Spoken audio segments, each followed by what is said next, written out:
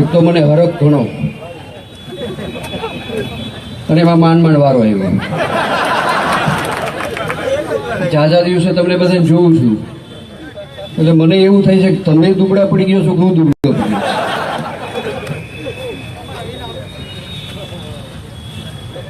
સભાનો માહોલ ખૂબ જ સારો છે.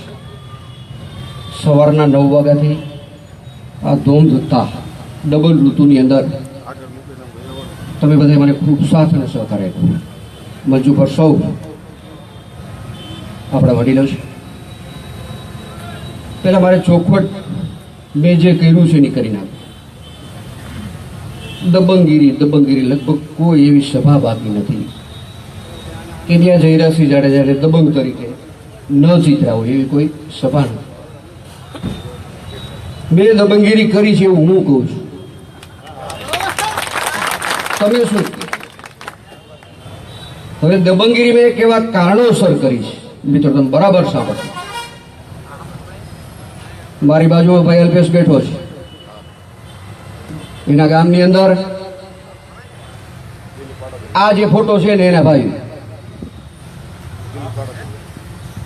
આના પરિવારમાંથી આના સંબંધીમાંથી એક 420 ગેંગ એવી નીકળી છે. તમને જો ખબર હોય તો કે સહી કઈ કેવી રીતે લે છે રજીસ્ટરની અંદર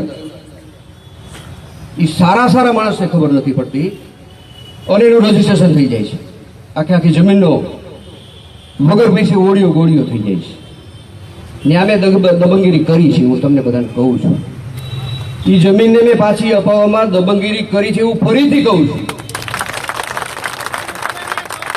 આવી દબંગગીરી મેં પાટિયાડીમાં કરી છે.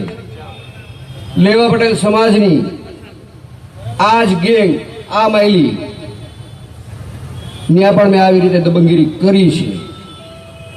દાખલા તો ઘણા બધા છે, દેવા જઈશ તો તડકો બહુ છે, પણ હું તમને બધાને આવું કહું છું કે આવું જ્યાં જ્યાં થશે ત્યાં દબંગગીરી કરવા માટે હું જન્મેલો છું. તમે કોઈ એવું ન વિચારતા. ઘણી વાર સિંહ ફૂલા પડી જાય છે તો અનીડા આવી જાય છે. હું ક્યાંક લટાર મારવા ગયો તમારે મૂંઝાવાની જરૂર નથી.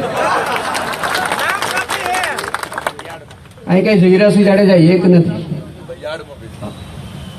આ સ્ટેજ ઉપર છે ને એ બધા ઈ જ છે. એટલે લટાર મારીશ પાછો આવી જઈશ તમારે જુદો નહીં પડવાની ખાતરી આપું છું. મારે તમને મિત્રો હવે એક એવી સંસ્થાની વાત કરવી છે કે આપણે ગોંડલનું માર્કેટિંગ યાર્ડ આજે ઉમેદવાર અર્જુન ખાટરિયા છે ને આમાં જે મોટી ઉંમરના છે એને ખબર હશે. એના પિતાશ્રી માર્કેટિંગ યાર્ડના વાઇસ ચેરમેન હતા ઘનશ્યામભાઈ ખાટરિયા. ત્યારે સિક્યુરિટીનો કોન્ટ્રાક્ટ કેનો હતો મિત્રો તમને બધાને ખબર છે કે મારે યાદ કરવું પડશે? કોનો હતો? પોતાનો સિક્યુરિટી કોન્ટ્રાક્ટ હતો. અને આપણા વાહ કાબરા થઈ ગયા છે, ભૂલી ન જાતા. પછી એના વાહ મારે ચટાપટા અત્યારે ટેટુ કરે છે ને ટેટુ, એ ટેટુની ડિઝાઇન મેં કરી દીધી. ભૂતકાળમાં તો 20 વર્ષ પહેલા કરી, પણ હમણાં આપણે જયારે ધાણાના ખટારા લાઈનમાં ઉભા હતા ને ત્યારે ટેટુ ચીતરી દીધું ને આનો ભાઈ જ હતો. ખોટું બોલું તો માતાજી સોગન દળવાનો એનો ભાઈ હતો. દળવાનો હતો. એટલે આવું જ્યાં થાય ને હું જઈનો જ છું એટલા માટે. હવે મેં નક્કી કરી લીધું હું જ આવું કપાઈ ગયો છું અને ખોટો ઓળખાવું છું. હવે આપણે તમારી હારે જ છીએ. જ્યાં જાય ને અમારું ઘર જ છે.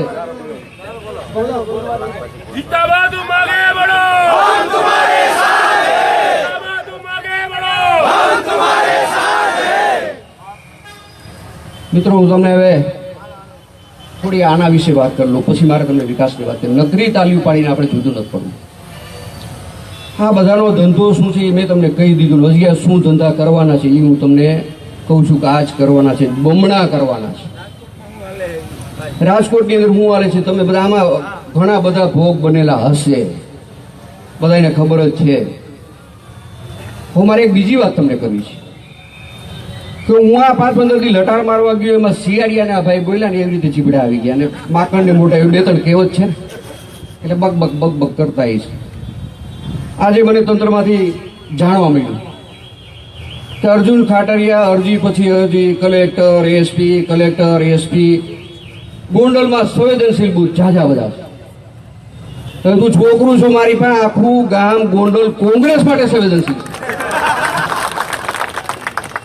કોંગ્રેસનો આ ગામની અંદર કોઈ દી પગ પડે નહીં, પગ પેસારો થાય નહીં. એટલે સંવેદનશીલતાની જે વાત છે એ કોંગ્રેસ માટે છે, ભાજપ માટે ખુલ્લા દરવાજા છે. હવે આના વિશે કઈ વધુ બોલવાની જરૂર થઈ મારે. હવે મિત્રો આપણે તાલીમ નથી પાડવી, પણ આપણે આવતા દિવસોનું પ્લાનિંગ કરવું છે.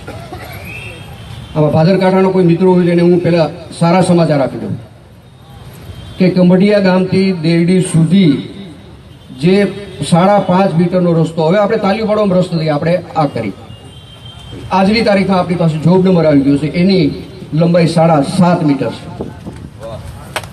7.5 મીટર એટલે ભાદરકાંઠા માટે ખૂબ સારી વાત છે. પછી યાદ આવ્યું એટલે હું મતદાનના દિવસની વાત કરી લઉં કે એના મનમાં એને કંઈ હવાવું હોય તો હું તમને એક દાખલા સાથે વાત કરું કે આપણી ત્યાં લગ્ન પ્રસંગ હોય ને એની અંદર આપણે દાંડિયા રાસ હોય. આપણા પ્રસંગને ઉજવવા માટે, ઉત્સાહ માટે આપણે દાંડિયા રાસ રમતા હોય. એમાં શરૂઆત થાય ત્યારે હિંચ હોય, હિંચ